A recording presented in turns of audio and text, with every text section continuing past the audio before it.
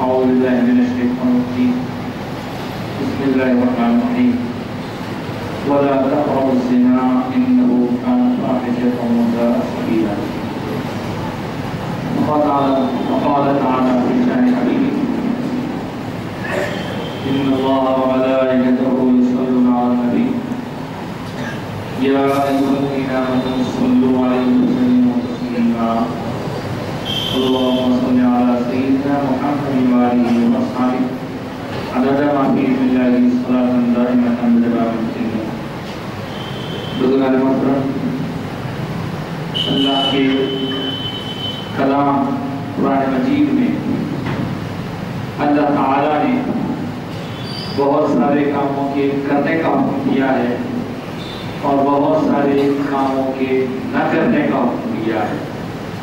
ایک طرح سے اگر ہم اپنے انداز سے کہہ لیں تو ایک میں پازیٹیو کمانڈ ہے تو ایک میں نیگیٹو کمانڈ ہے.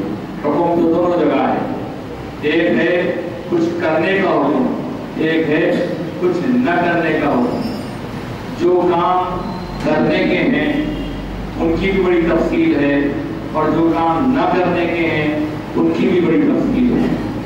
کرنے کے کام یقیناً نماز ہے، روزہ ہے، زکوٰۃ ہے، اپنے والدین کے ساتھ حسن سلوک ہے، صلہ رحمی کرنا ہے، رشتہ داروں کے ساتھ رشتہ داریاں نبھانا ہے، پڑوسیوں کا خیال رکھنا ہے، ایک دوسرے کو اچھائی کی طرف دعوت دینے کی بات ہے. یہ ساری اچھی چیزیں ہیں، یعنی یہ وہ باتیں ہیں کہ جن کے کرنے کا اللہ نے حکم دیا ہے. پھر ان تفصیلات میں کر جائے تو بہت وقت ہو جائے گا، لیکن ہم اسی طرف آتے ہیں کہ کچھ نہیں کرنے کے احکام ہیں. نہیں کرنے کے احکام، نہیں کرنے کا حکم، نہیں کرنے کا آرڈر. کیا نہیں کرنا چاہیے؟ تو جھوٹ نہیں بولنا چاہیے. اللہ کو چھوڑ کر کسی اور کی عبادت کرنے سے روکا گیا ہے. کچھ کا تعلق عقائد سے، نظریات سے ہے اور کچھ کا تعلق اعمال سے.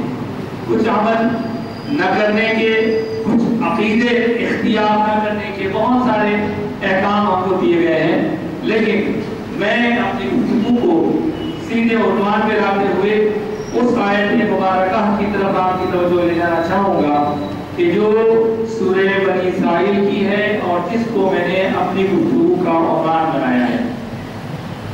انسان کے پاس صرف عمل ہو، ایمان نہ ہو تو بیکار ہے.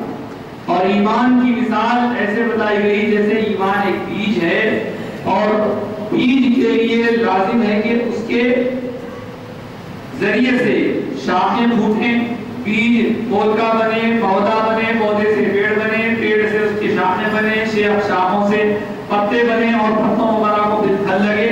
تو ایمان کا تقاضا یہ ہے کہ ہم اعمال صالحہ کی طرف بھی راغب ہوں. اور اگر ہم یہ کہیں کہ ہم نے کلمہ پڑھ لیا، ایمان رکھتے ہیں، اللہ کو مانتے ہیں، رسول کو مانتے ہیں، ہم کو کسی نیک عمل کی ضرورت نہیں ہے، تو ایسا سوچنا بہت بڑی جہالت اور بہت بڑی غلطی ہے.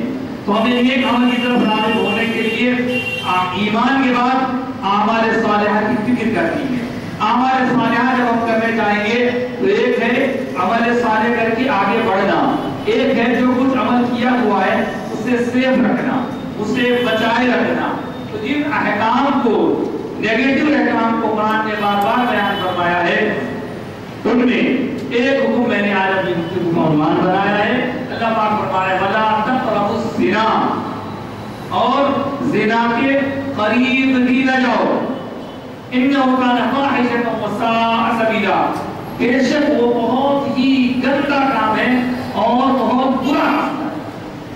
آپ میں یقیناً اکثریت اس سے واقف ہوگی کہ یہ زنا کیا ہے، لیکن جو لوگ واقفیت نہیں رکھتے ان کی خدمت میں کرتے ہوئے اپنی بات کو مختصرا سمیٹ دوں کہ زنا دراصل غیر مرد اور غیر عورت کے درمیان اسی طرح کے بھی سمبند کو کہا جاتا ہے. اب اگر تھوڑا اور اچھے انداز سے کہوں تو illegal sexual relation جو ہوتا ہے وہ زنا کہلاتا ہے. چاہے وہ دونوں کی رضامندی سے ہو، چاہے وہ دونوں کی مرضی کے خلاف ہو. اب یہ مسئلہ میں اس لیے آپ سے عرض کر رہا ہوں کیونکہ میں یہاں کھڑے ہو کر کوئی سیاسی گفتگو تو کبھی کرتا نہیں اور نہ کبھی کرنے کا ارادہ ہے، اللہ نہ کرائے. یا جب بھی عرض کرتا ہوں تو آپ سے میں مذہبی نقطۂ نظر سے کچھ باتیں عرض کرتا ہوں. تو آج کل ایک ماحول ساری دنیا میں بنا ہوا ہے، خاص طور سے ہمارے ہندوستان میں. اس ماحول کو دیکھتے ہوئے ایک چیز جو ذہن میں میرے آئی کو میں آپ تک پہنچانا چاہتا ہوں، آپ سے شیئر کرنا چاہتا ہوں، بس اسی پہ بات ختم ہو جائے. وَلَا تَقْرَبُوا الزِّنَا، اور زنا یہ قریب بھی مت جاؤ. تو اللہ تعالیٰ نے اس گناہ کو تو خیر گناہ ہے سبھی جانتے ہیں، ہم بعض دیگر مذاہب والے بھی اس کو گناہ سمجھتے ہیں، لیکن وہ لوگ گناہ کب سمجھتے ہیں جب وہ مرضی کے خلاف ہو. اگر دونوں میاں بیوی راضی تو کیا کرے گا شادی کی الگ بات، یا میاں بیوی بنے ہی نہیں ابھی، میاں اور بیوی شادی کے ذریعے بنتے ہیں. اس سے پہلے اگر کوئی مرضی سے کچھ کر لے تو اس کے بارے میں پولیس بھی پروٹیکشن دے گی اور دنیا والے بھائی آپس میں وہ لوگ راضی ہیں سمجھدار ہیں عقل مند ہیں تو ہم کیوں روکیں. تو اللہ جو ہمارا خالق اور ہمارا مالک ہے وہ اس بارے میں حکم کیا دیتا ہے، اس کے حبیب پاک نے ہمیں کیا سمجھایا ہے، یہ سمجھنا ہر نوجوان کے لیے ضروری ہے اور بزرگوں کے لیے بھی ضروری ہے. کبھی کبھی یہ بھی سننے میں آ رہا کہ سمجھیے کہ کسی کا کسی سے انگیجمنٹ ہو گیا، منگنی ہو گئی، منگنی ہونے کے بعد میں اب دیکھا جا رہا ہے کہ جس کی منگنی ہوئی ہے وہ آزادانہ طور پر فون پہ گفتگو ہو رہی ہے، بات چیت ہو رہی ہے، کبھی کبھی ساتھ مل کے ہوٹلنگ بھی ہو رہی ہے، پارکنگ بھی ہو رہی ہے، اور کیا ہو رہا ہے. تو کیا یہ جائز ہے؟ کیا ایسا ہو سکتا ہے؟ بھائی ایسا ہے کہ اب یہ آنے والی زندگی میں یہ لوگ اپنے ایک ساتھ زندگی گزارنے والے ہیں تو تھوڑا میزانوں کو سمجھ جاتے ہیں ایک دوسرے. یہ سب شیطانی بہانے ہیں. کیا ہوتا ہے شیطان دیتا ہے، شیطان کیا کرتا ہے آپ کے سامنے کوئی بھی پوری چیز کو ایسے اچھے نام سے پیش کرتا، آپ جنہیں دیکھتے ہوتے واقعی آپ تو واجبی ہے. تو اللہ تعالیٰ کو نہیں معلوم آپ کو مزاج سمجھنا. ابھی تک کتنے لوگوں کی دنیا پیدا ہونے کے بعد جب تک شادی ہوتی رہی ہے، شادی کے بعد مزاج نہیں سمجھے وہ لوگ جو شادی سے پہلے سمجھنے کی بھی ضرورت. یہ سب خرابیاں ہیں اور فَزَيَّنَ لَهُمُ الشَّيْطَانُ أَعْمَالَهُمْ کا مصداق ہے. یعنی شیطان نے ان کے لیے ان کے برے اعمال کو ڈیکوریٹ کر کے پیش کیا ہے. ارے یہ وہ اچھا ہے کیسا ہے. خیر تو دیکھیے اسی طرح کا بھی شادی کے بعد میاں بیوی کے درمیان جس طرح کا تعلق ہوتا ہے ویسا تعلق چاہے مرضی کے مطابق ہو چاہے مرضی کے خلاف ہو. یہ اسلامک پارٹ آف ویو سے غلط ہے. بات کرنا بھی غلط ہے، دیکھنا بھی غلط ہے. ہم بات کرنا بھی اب کبھی مجبوراً بینک میں چلے گئے وہاں پیسہ یہ مجبوری ہے. یہاں بات کرتی انما الاعمال بالنیات. اگر آپ نیت کی کسی کو دیکھ رہے ہیں تو ایسی صورت میں آپ بات کرتے ادھر مت دیکھیے، آپ کہیں اور دیکھ کے بات کیجیے. یہ احتیاط میں بتانا چاہ رہا تھا کہ مختصر سی بات آ گیا تبھی گفتگو نہیں رہا اپنے متاثر ہے طبیعت بھی تھوڑا اثر ہے. تو کہنا یہ چاہ رہا تھا کہ اللہ تعالیٰ نے یہ جو فرمایا زنا کے قریب بھی مت جاؤ، یہ ماں کی زنا کی کیوں بات سیدھی سیدھی ہو سکتی کہ زنا مت کرو، زنا حرام ہے، یہ ہو سکتا تھا. لیکن ہم اگر اپنی سمجھ میں یہ بات نہیں آ رہی تو کیا قرآن کے الفاظ پر بحث کریں؟ جی نہیں. اللہ نے جو نازل فرمایا وہ حق نازل فرمایا. اللہ کا کلام، اللہ کے کلام کا ایک لفظ کا ایک حرف اپنی جگہ بالکل بیلنس ہے، پوری طرح سنتولت ہے، اپروپریٹ ہے، اس سے بہتر ہو ہی نہیں سکتا. پھر ہماری اپنی سمجھ میں تو سوالات ہو رہے ہیں تو قریب بھی مت جاؤ. یہ کیا مطلب؟ دیکھیے یہاں انسانی نفسیات سائیکولوجی کو بہت اہم دخل ہے. نفسیات کو اللہ تعالیٰ سب سے زیادہ جانتا ہے. تو اللہ نے یہ فرمایا اس گناہ کے قریب بھی مت جاؤ. اس تفصیل میں علماء، عارفین، محققین یہ بتاتے ہیں کہ اللہ کا منشا یہ ہے کہ وہ کام تو برا ہے ہی ہے، وہ کام تو کرنا ہی ہے، لیکن اس کے پاس لے جانے والے راستے بھی کٹ کر دیے. ٹرانسفارمر ایک جگہ ہے، اب بولیے صاحب ٹرانسفارمر کا رکھو جاؤ بولے تو ٹھیک، اب آپ ٹرانسفارمر کے قریب بھی بچ جاؤ تو مطلب ٹرانسفارمر چیز ہے، اتنی بھیانک چیز ہے کہ وہاں جانے کے بعد آدمی چاہ کے بھی نہیں بچ سکتا. حالات اتنے خراب ہو جاتے ہیں کہ چاہ کے بھی نہیں بچ سکتا، اور ویروں کے قریب بھی ویر بھی نہیں پہنچاتے ہیں. وہاں تک ٹرانسفر کا پورا اثر یہاں ویر کے ذریعے آتا ہے. یہ مثال تھی. بہرحال ہر وہ چیز جو اس گناہ تک لے جائے اس سے بچنے کا حکم، اس سے بچنے کی تاکید، اس سے بچنے کی تلقین، یہ اسلامی نقطہ نظر ہے. اب میں آپ کو آپ کے ذہن و سوال میں اٹھنے والے، اپنے ذہن و فکر میں اٹھنے والے ایک سوال کا جواب دیتے ہوئے اختتام کی طرف آ رہا ہوں کہ مولوی صاحب آج آپ کو یہ ٹاپک پہ بات کرنا کیوں سوچا؟ سفر کا مہینہ ہے، ربیع شریف آنے والا ہے، اب آپ کے دماغ میں ایسے خیالات اب کس کو دیکھ کے آئے؟ یہاں کون بیٹھا ہوا ہے؟ تو میری یہاں بیٹھا ہوا کہنا بالکل عجیب سی بات ہوگی اگر میں کہوں یہاں کوئی ایسا بیٹھا ہوا نہیں ہے. ایسی باتوں کی ہمیں ہر وقت ہر کسی کو، بچوں کو، بوڑھوں کو، لڑکوں کو، لڑکیوں کو، سب کو ہمیشہ ضرورت ہے یاد دلاتے رہنا ہے بھائی ایسا ہے ایسا ہے ایسا ہے. اور اب جبکہ پوری ہماری یعنی ملک کی کشمیر کے لے کے کنیا کماری تک اور ادھر بنگال سے لے کے گجرات تک سارا میڈیا، اب اس کے بعد اگر آپ انٹرنیشنل میڈیا کہتے ہیں یا باہر کا میڈیا تو وہ بھی بول سکتے ہیں، لیکن خاص طور سے ہندوستان کا میڈیا فیلحال ایک ٹاپک پر بہت زور شور سے دھوم مچی ہوئی ہے. میں اشارہ کر رہا ہوں، سمجھ جائیے آپ، مجھے اس سے مطلب نہیں. خیر جو کچھ ہوا وہ بہت خراب ہوا، بہت گندا ہوا، اور اس کی جتنی بھی مذمت کی جائے، اس کے اوپر جتنی دخل کی جائے کم ہے، وہ وحشیانہ پن، وہ سب کچھ. لیکن ایسے میں ہماری کیا ذمہ داری ہے؟ ہم اسلام کے نام دینے والے، اسلام کرنے والے، اسلام کی بہار بنانے والے، ہم کیا کریں؟ اسلام کا نام لینے والے ہم کیا کریں؟ اسلام کا جو اصول ہے وہ کسی بندے کا بنایا ہوا نہیں ہے.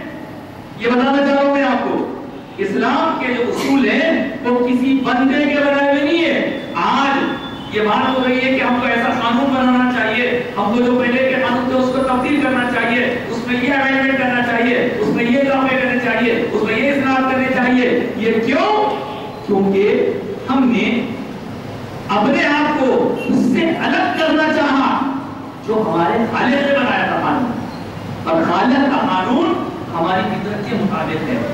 خالق کا قانون دیکھیے، میں میری فطرت سے جتنا واقف ہوں، آپ اپنی فطرت سے جتنا واقف ہیں، خدا کی قسم اللہ تعالیٰ ہم دونوں کی فطرتوں سے ہم سے زیادہ واقف. انسان کو اسے پیدا کیا ہے، کہاں انسان ٹھوکر کھا سکتا ہے، کہاں اس سے غلطی ہو سکتی ہے. اس لیے سارے دروازے بند کیے،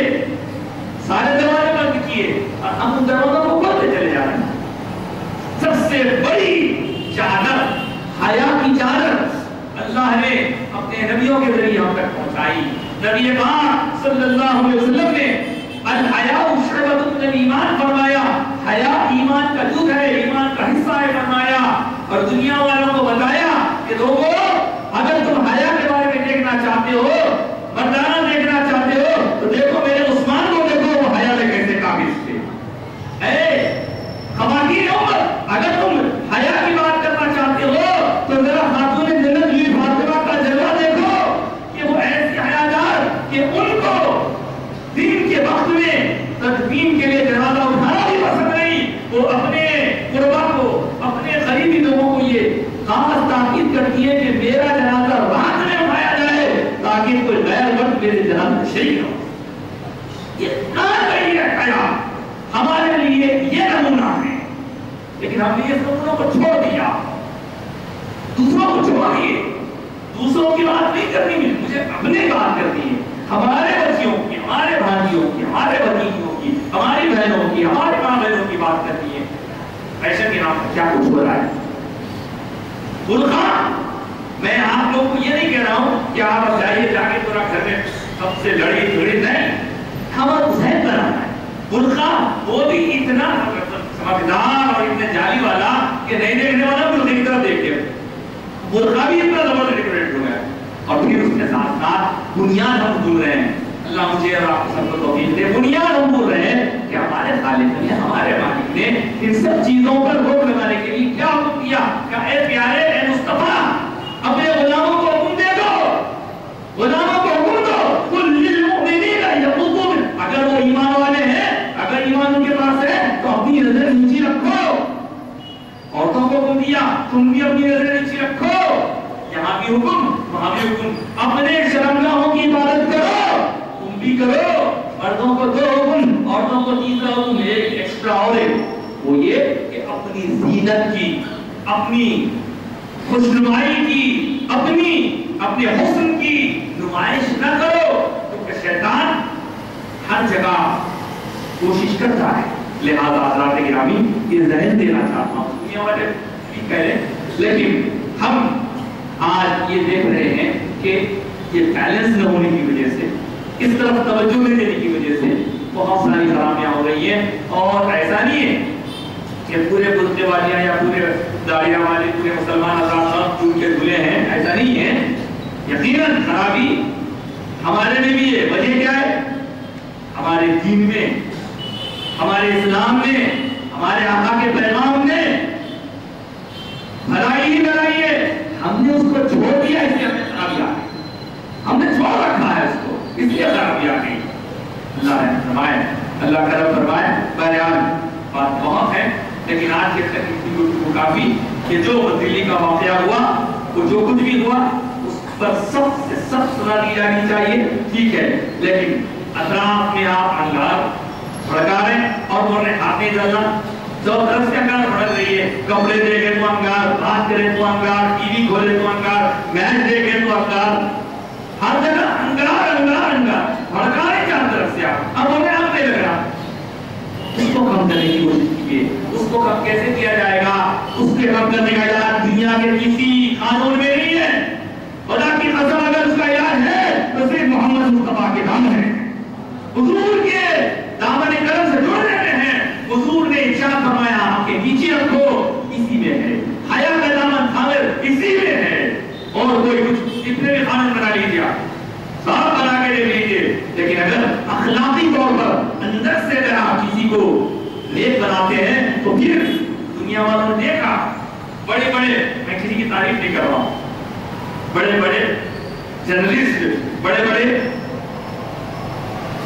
کونسلیٹس بعض لوگوں کی نرغے میں آ گئے. تو بعض لوگوں کا نام لینا مناسب نہیں ہے, تو وہ نرغے میں آ گئے. وہ لوگ گرفتار کے لیے جب وہاں سے چھوٹ کے آئے تو وہ لوگ ان کے بارے میں برا بھلا کہنے کے بجائے اچھا نہیں بیان کریں. نہیں بھائی وہاں وہ لوگ اچھے ہیں, وہ کھاتے نہیں, یہ تو ہم ہیں جو ویسٹرن کلچر میں عورت کو نمونہ بناتی ہیں, دبا کرتی ہیں, ان کے پاس تو عورت کا بڑا ادب ہے, بڑا احترام ہے. اسلام کی تعلیمات ہے, وہ اسلام کی تعلیمات ہے جہاں عورت کی عزت ہے, عورت کا وقار ہے, عورت کا مقام ہے. اور باقی دوسرے لوگ کیا کرتے ہیں, کیوں نہ بنا کے دے رہا ہے. ریسیپشنسٹ جو ہوتی ہے, کوئی آدمی میں بیٹھا تو کام نہیں چلتا. کوئی آدمی اگر کسی آفس کے سامنے ریسیپشن پہ بیٹھا تو کام نہیں چلتا وہاں. اور کوئی ایسا کام چلتا زبردست. کیوں؟ یہ شیطان جانتا ہے کہ انسان کے پاس گرا ہے, لہٰذا اس کا کس سوال ہو. بہرحال میں خیر کو بہت کچھ ہے, یہ بات نہیں کرتا ہوں. اور ایک بات سن لیجیے آخر میں, ایک سرکار کے حدیث کی روشنی میں ایک فارمولہ دیتا ہوں. بھائی کون سا کام اچھا, کون سا کام برا, اور میں کپڑے پہن لوں, یہ اچھے ہے کہ مجھے کیسا معلوم ہونا. اس نے کہا فرمایا البر حسن الخلق, نیکی کیا ہے؟ اچھے اخلاق نیکی. والإثم ما حاك في نفسك, اور برائی یہ ہے کہ کوئی کام کرنے جائے اور تیرے دل میں کھٹ کے یہ کام کھٹ کے, یہ کھٹک ایمان کی علامت ہے. کھٹک ایمان کی علامت ہے. کیسے گندے گندے کپڑے پہن کے ہمارے بچے نمازوں کو آ رہے بندی ہوں, کیسے گلیز گلیز کپڑے پہن کے ہمارے بچے والدوں کو جا رہی ہیں, پارٹیوں کے نام پہ کیسے ناچ رہی ہیں, کیا گواہی ہے. اور اگر کوئی سمجھانے والا محبت سے سمجھانے جائے, اگر اللہ کے مدد سے اب تک ہم کو کوئی سزا بنا نہیں پڑا, لیکن ہمارے دوستوں میں سے کسی کو پڑا, جب وہ سمجھانے کے بیٹے کہ کیسا آپ کا لباس ہے, کیا ہے, کدھر ہے, آپ ایسا کیوں کرتے ہیں, ہم ایسا نہیں کرنا بیٹے, से, आपका ताल्लुक ईमान से, इस्लाम से, सर आप कौन से बोलने वाले, हमारे अम्मा ने बोले मैं आप कौन से बोले, ये भी हो गया माहौल। तो आप अंदाजा कीजिए, उनकी अम्मा से पूछूंगी तुम्हारा बेटा कहाँ था, क्या कर रहा था, तुम्हारी बेटी कहाँ थी, क्या कर रही थी, जब क्या कह रहे हैं बाबा ने बेटी की मर्जी बोल के छोड़ दिए, हाथों में तो फोना दे दिए, तब दोनों पे कहाँ क्या क्या हो रहा है, बच्चे होंगे बच्चियां हो। इसी तरह तवज्जो दीजिए अपने आप को, हम बढ़ रहे हैं, एक साल गुजर गया, ओ हैप्पी न्यू ईयर की धूम मची हुई थी, हमारे नियम से ताल्लुक, लेकिन लोग सालगिरह मनाते हैं, सालगिरह मनाकर समझते हैं कि हम इतना जीत गए नहीं, मौत के करीब हो गए। ये सालों का जाना हमें अपनी मौत से करीब कर रहा है, तो सालगिरह मनाना एक अलग टॉपिक है, लेकिन हम ये देखें कि ये दिनों का आना, दिनों का जाना हमें आखिरत से करीब, कब्र से करीब लग रहा है। कब तक रहेंगे, एक दिन तो जान हम क्या है, किस तरह एक ऊपर से किसी ऊंचे पहाड़ से पत्थर को ढकेल लीजिए तो खुद का खुद नीचे चला आता है, हम भी नीचे की तरफ जा रहे हैं। आएगा एक वक्त आएगा पहले चले, क्योंकि उससे पहले समझदार आदमी वो है जो अल्लाह को, उसके हबीब को जो मानता है, वो अपने आहार की फिक्र करे, अपने अफराद खानदान के आहार की फिक्र करे। अल्लाह मुझे और आपको सारे हमारे बद से महफूज रखे, अकायदे बद से महफूज रखे, अकायदे सहीहा की तौफीक अता फरमाए। ठीक है अल्लाह, आज सब्र के हम आखिरी मरहले में आ गए हैं। ये कैलेंडर से लिया था, नस्ली कैलेंडर, इसमें बड़े मुफीद मालूमात हैं, दुआएं वगैरह भी हैं। हमारे मौलाना ज़ियाउद्दीन नस्ली साहब जो हर साल नस्ली कैलेंडर निकालते हैं, इंग्लिश में भी इसके अंदर है, उर्दू में भी है, और इन बातों को आप जरूर पढ़ सकते हैं, सुना सकते हैं या यहाँ से हासिल कर सकते हैं। इसके अलावा एक और एक चीज़ मैं अंदर कहते रहता हूँ खुदा के लिए, आप ही के हवाले में कभी किसी से बहस मत कीजिए, और अगर कोई पूछे कि वो कहाँ से है, ये कहाँ से, तो ये भाई हमको हमारे गुरु का समझाए। ये किताब है ईदे मुस्तफा हैदराबाद के मुसलमान आलिम की मशहूर आलिम की है, मौलाना हनीफ कादरी साहब, उनकी किताब है ये, कि हमारे वाला महीना जो है रबीउल अव्वल, उसके बारे में बहुत से सवाल, हजारों तरह के सवाल, और ऐसे ऐसे लोग भी सवाल करते हैं जिनको सवाल करने के लिए मुंह में दांत तक नहीं है, जिनको कलम लिखने के लिए अलिफ तक लिखने नहीं आता, और चेहरा देखो तो नसरानियों जैसा, लिबास देखो तो यहूदियों के जैसा, और वो लोग सवाल करते हैं कुरान में कहाँ है, हदीस में कहाँ है। तो उन लोगों के लिए आप बहुत होती है, इसमें कोई लड़ाई झगड़े की बात नहीं है, बस जो कुछ आप हम मिलाद के मौके पर, सरकार से मोहब्बत का इजहार करना है, कैसा करना है और किस हद तक करना है, और उसमें जो लोग इधर उधर से आके ना जाना कर रहे हैं उसकी नुमानियत, और तो हम करते हैं सरकार की तारीफ करते हैं, उसकी दलील, उसकी दलाइल कुरान हदीस से है। किताब बहुत अच्छी है, मैं तो कहूँगा कि आप इस किताब को न सिर्फ खुद खरीदें बल्कि आप भी खरीदें और बाकायदा लोगों को तोहफे दें, ताकि लोगों के ज़हन में लोगों हमारी गलत में कर रही तो दूर हो जाए। और अगर आपको उर्दू पढ़ना नहीं आता इन केस खुदा ना खास्ता, तो माशाल्लाह मैं जानता हूँ कि कभी कभी ऐसा होता है कि घर में एक नहीं आता, मगर माशाल्लाह हमारे बच्चे बच्चियाँ स्कूल में जो पढ़ते हैं उनसे पढ़वाइए और सुनिए, काफ़ी काम की चीज़ें। मैं यहाँ से वही चीज़ों के मुताबिक ऐलान करता हूँ जिसके बारे में खुद मुझसे भरोसा रहता है। मैं देख चुका हूँ, मैं वो भी देखा हूँ, ये भी देखा हूँ, इसलिए मैं इस बारे में आपको मशवरा दे रहा हूँ। मेरा मशवरा है आपकी ज़रूर अल्लाह ताला मुझे और आपकी तौफीक अता फरमाए, और मेरे और आपके सारे तमाम मुसलमानों के गुनाहों को मुआफ़ फरमाए। और रब्बुल आलमीन ये आप दुआओं के लिए है कि अल्लाह ताला हम सबको अपने ज़ुबान में रखे, जान माल इज्जत आबरू और इस्लाम ईमान की हिफाजत फरमाए, और बेहयाई के इस शर्त को दूर फरमा कर अल्लाह हयादार लोगों ने हमें हिदायत कराए। आमीन या रब्बल आलमीन। सैयद हामिद कबीर साहब के बेटे मकसूद कबीर साहब के दिमाग का वजन पाए, अल्लाह ताला से दुआ करते हैं मौला उनको सेहत कामिला फरमा, और सलाम अलैकुम साहब हम लोग उसकी दुआ करते हैं। अल्लाह ताला ये ही नहीं, जितने बीमार हैं, जो बीमार हैं, जिनके जो तालिबिन बीमार हैं, अल्लाह उनको सेहत कामिला अता फरमा। मेरे बाबा जान की तबीयत नासाज हो गई है, बेहतर है अल्लाह ताला हज़रत को जो कमजोरी हो गई उसको कामिल कुव्वत में तब्दील फरमा दे, सेहत व आफियत अता फरमा, सेहत कामिला शिफा अता फरमा। आमीन या रब्बल आलमीन या रहमान।